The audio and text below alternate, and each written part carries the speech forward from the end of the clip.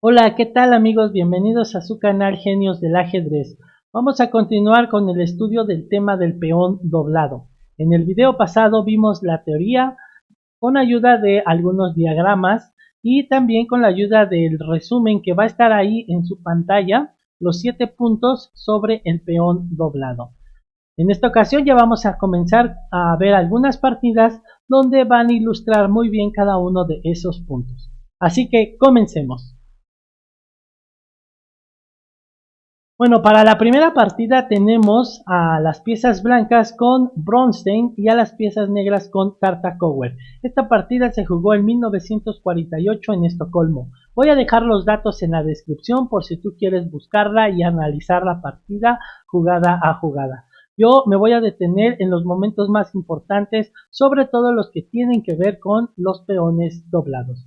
Así que comencemos con la partida y así comenzó. E4. C6, caballo F3, D6, D4, alfil G4, amenazando ya al caballo y clavándolo. Así que se jugó H3, preguntándole al alfil qué iba a hacer y este se va a H5. Siguió la partida con un alfil E3, caballo F6, caballo de B a D2, caballo de B a D7, C3, alfil G6. Veamos cómo aquí ya las negras han movido su alfil 3 veces, lo cual implica que han atrasado ya su desarrollo. Es por eso que Bronstein tiene el derecho de comenzar a atacar ya que está mejor en el desarrollo. Así que por eso juega E5. Después de E5 viene un caballo D5 y aquí viene una jugada muy bonita ya que es un sacrificio posicional de peón que tiene como idea retrasar el desarrollo de las negras. ¿Por qué? Bueno, se jugó un E6. Este es el sacrificio. Esta es una jugada clave, pues aquí es donde va a existir el tema del peón doblado, ya que siguió la partida con F por E6 y ya existen los peones doblados en la columna E. Podríamos decir que hasta ahorita todavía no es una gran debilidad, pero vamos a ver cómo continuó la partida.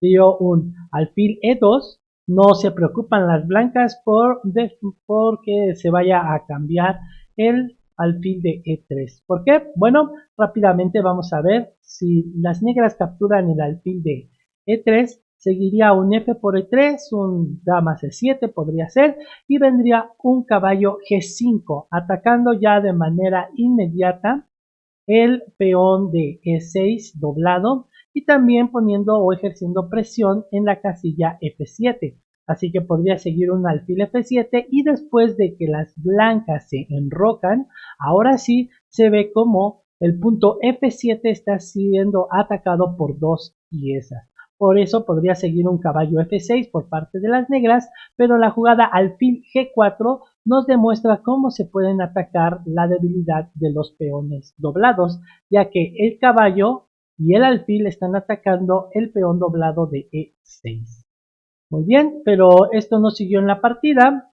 Después de alfil E2 se jugó entonces un E5.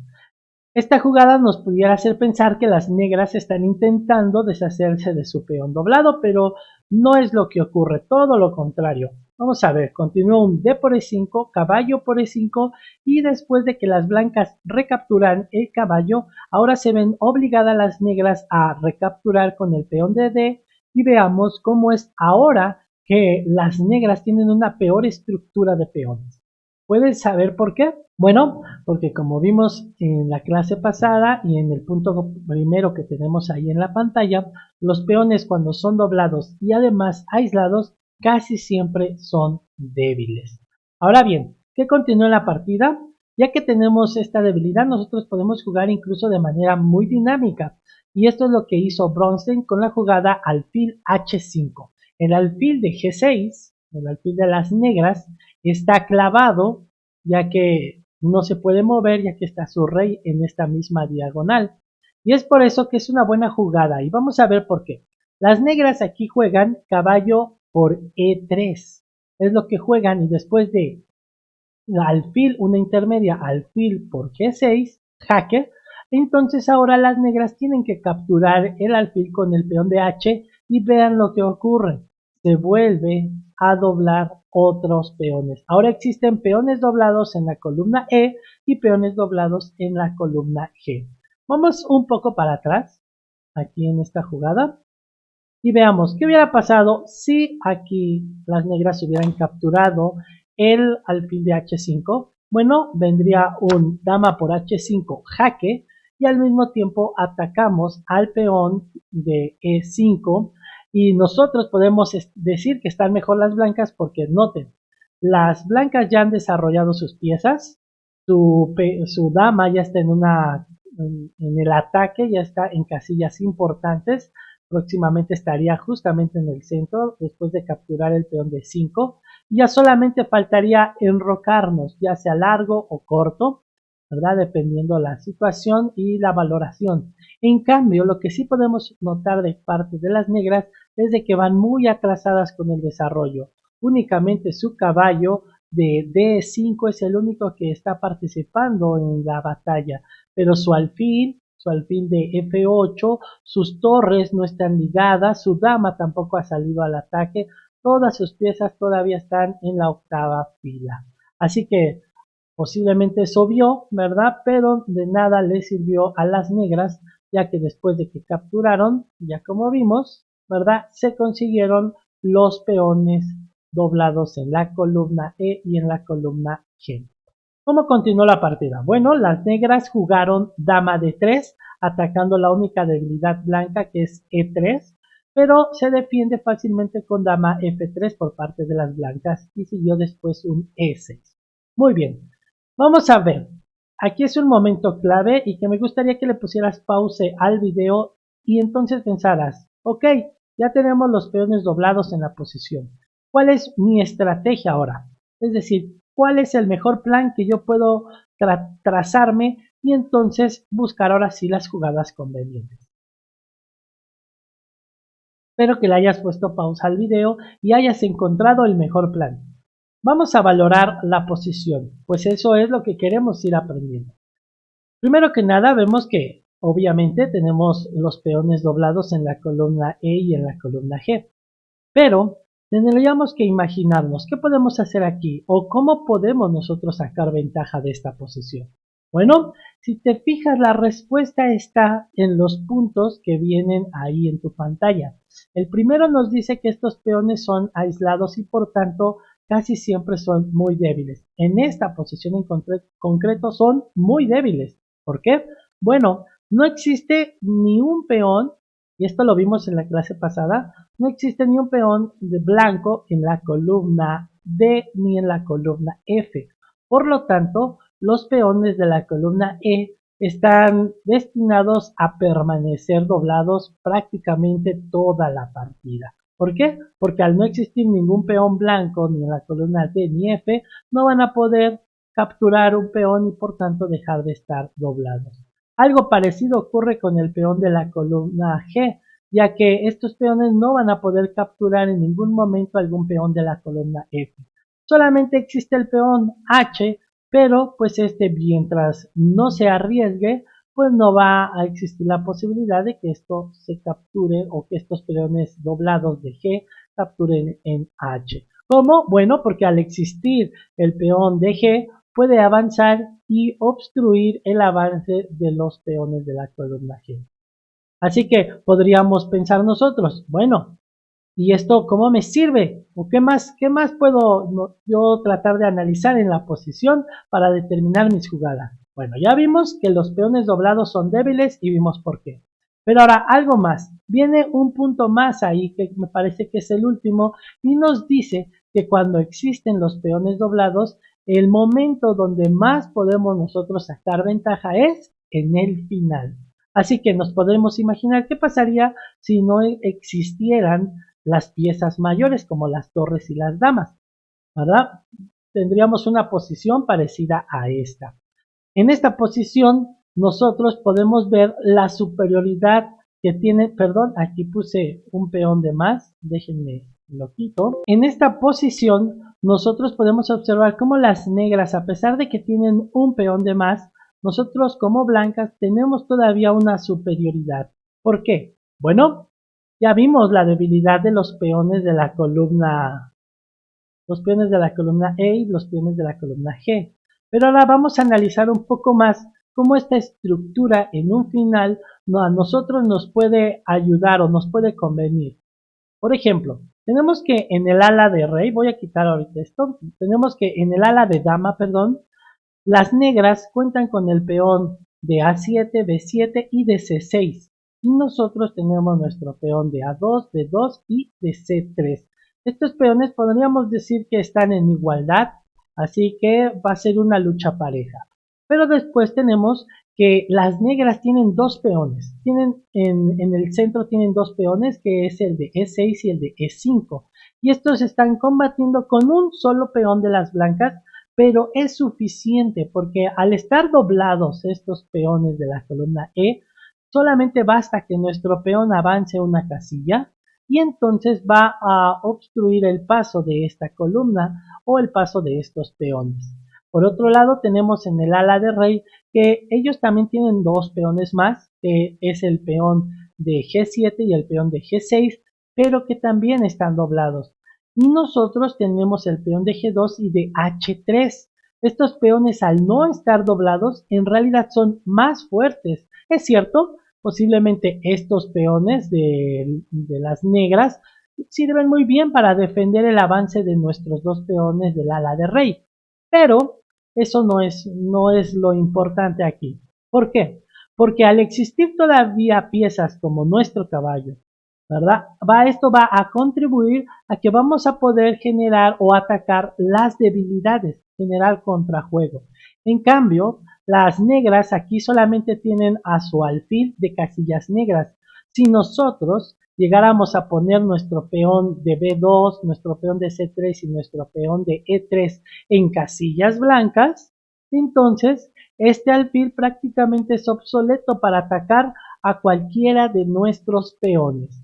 Y en cambio nosotros vamos a poder maniobrar con nuestro caballo. Por ejemplo, este caballo podría maniobrarse de esta manera: jugar caballo E4, caballo F2 o caballo, incluso caballo C5, para atacar los peones que se encuentran, por ejemplo, en las casillas blancas, que no van a poder ser defendidos por el alfil de las negras.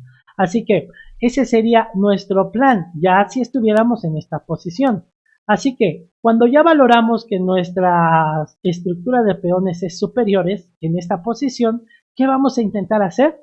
Bueno, pues simplificar la posición. Eso es lo que intentaríamos hacer. Y eso es lo que hicieron las blancas con la jugada dama E4. La jugada dama E4 está provocando por fuerza, las blancas están provocando una transición al final en la que las debilidades van a ser más fáciles de aprovechar. Las negras tendrían tal vez la opción de mantener la dama en el tablero, pero pues al existir la amenaza sobre el punto G6, no ven nada mejor que cambiar las damas. Por eso se cambian las damas y después de caballo por E4 viene un alfil E7 y un rey E2, protegiendo la única debilidad que tienen ahorita las blancas, que es el peón de E3, ya que está aislado. Viene un torre de 8 y entonces las blancas juegan un torre de A a D1, simplificando todavía más la posición. Enroque corto de parte de las negras y torre por D8 de parte de las blancas. Recapturan la torre las negras y viene un torre F1 por parte de las blancas. Esta jugada es muy lógica, ya que si se jugaba no era mala, pero si se jugaba torre D1 posiblemente venía un torre F8 y de nuevo un torre F1, y si se jugaba de nuevo torre D8 por parte de las negras, pues íbamos a quedar más o menos en esta posición. Además, una ventaja que tiene la jugada torre F1 es de que por el momento se impide que el rey negro llegara a defender al ala del rey, donde nosotros vamos a querer atacar los peones con la mejor estructura. Es por eso que después de torre F1, las negras jugaron B6. Una muy buena jugada, porque como decimos, vamos a querer nosotros atacar el flanco de dama. Y algo que podría ocurrir es que nosotros podríamos maniobrar con nuestro caballo a F2, por ejemplo, y después a D3, amenazando el peón de E5 primero. Obviamente vamos a regresar a una jugada. Las negras podrían tal vez defenderlo con alfil F6, pero si jugaran inmediatamente esto, entonces las blancas podrían jugar caballo C5, lo cual sería fatal porque existiría un doblete al peón de B7 y al peón de E6. Es por eso que las negras jugaron B6.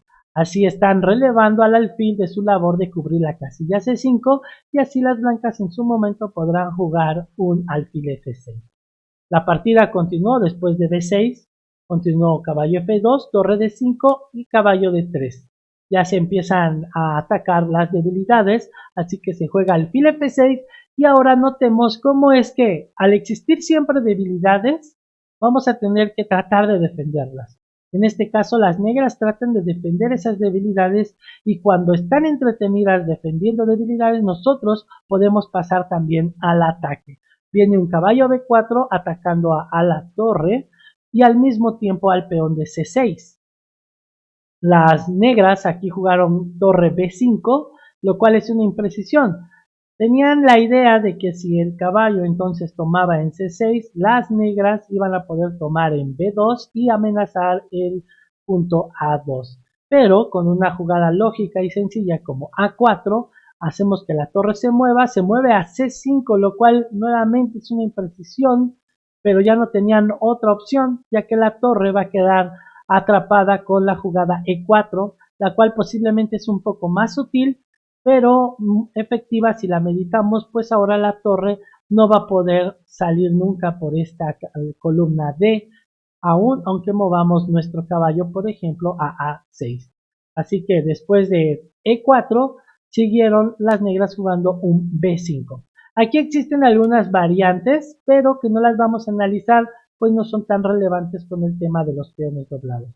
Así que continuemos después de B5, siguió un A5 avanzando nuestro peón, pues nosotros queremos mantener todavía aquí los peones y generar un peón pasado en algún momento. Siguió un alfil de 8, traemos la torre a defender este peón de A5 y después sigue un torre C4. Un torre C4 está amenazando esta jugada nuestro peón de E4, así que con la jugada rey D3 protegemos ahora sí todo.